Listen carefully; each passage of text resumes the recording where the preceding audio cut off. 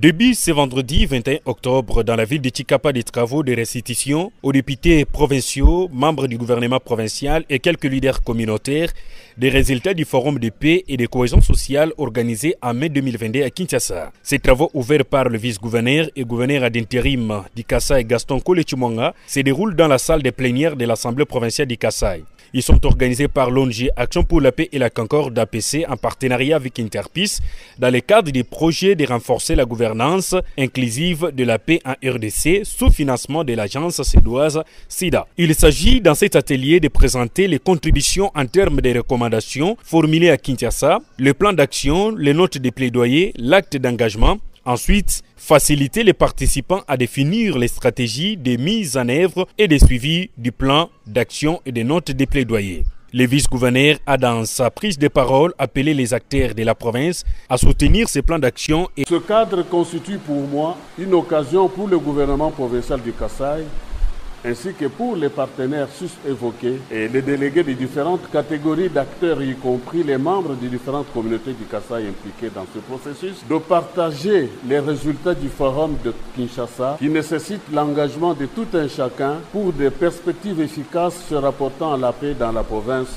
du Kasaï. En effet, pour nous approprier les initiatives de paix développées par les partenaires non étatiques, au niveau provincial et national, Interpeace, en partenariat avec APC et TDH, ont présenté au mois de mai 2022 aux autorités nationales, à l'occasion d'un forum de paix et de la cohésion sociale à Kinshasa, pour validation et amendement sans doute, le plan d'action de paix et les résultats de la cartographie, y compris des notes de plaidoyer. Pour renforcer l'authenticité de ce plan d'action, un acte d'engagement a été signé par les autorités nationales et provinciales présentes à ce forum. Honorable président de l'Assemblée provinciale, mesdames et messieurs distingués invités du Kasaï, distingués invités, ce plan d'action de la gouvernance pour la paix s'est assigné 5 axes stratégiques d'intervention, à savoir 1.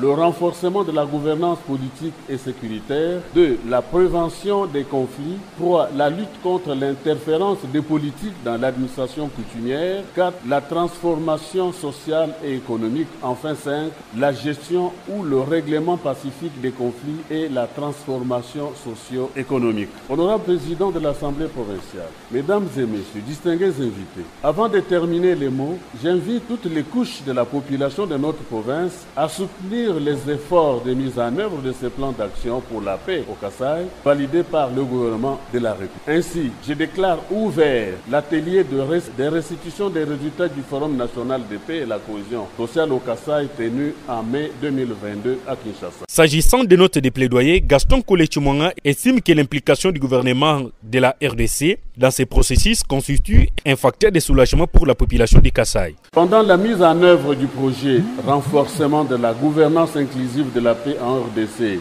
exécuté dans la province du Kasaï par Interpeace en partenariat avec APC et en collaboration avec le gouvernement provincial du Kasaï, différents acteurs ont été réunis dans la ville de Tchikapa et ont élaboré et validé 2 notes de plaidoyer. Ces notes de plaidoyer, y compris le plan d'action, ont été signées et validées par l'honorable président de l'Assemblée provinciale et son Excellence, monsieur le gouverneur de la province du Kasaï, qui les ont déposées au vice-premier ministre et ministre de l'Intérieur à Kinshasa. L'implication du gouvernement de la République à ce processus constitue un facteur de soulagement à la population de la province du Kasaï, en ce sens qu'il est au courant de l'existence d'un plan d'action pour la paix élaboré par les filles et les fils de la province. Cependant, les députés provinciaux dans la salle ont évoqué la léthargie qu'il y a dans la mise en application des notes de plaidoyer et ont pris l'engagement séance tenante d'écouler ces notes de plaidoyer et le plan d'action en une proposition de dit à soumettre au bureau de l'Assemblée provinciale. L'honorable Joseph Kalombo.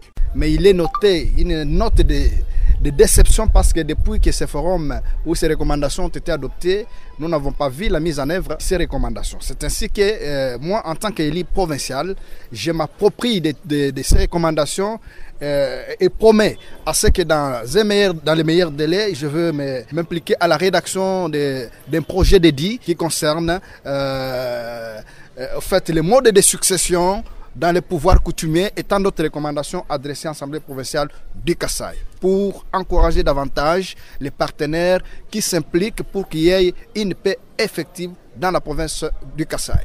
Le député provincial et membre du groupe de travail inclusif Bruno Ndala Kassala a quant à lui appelé le gouvernement provincial à s'approprier largement ces processus.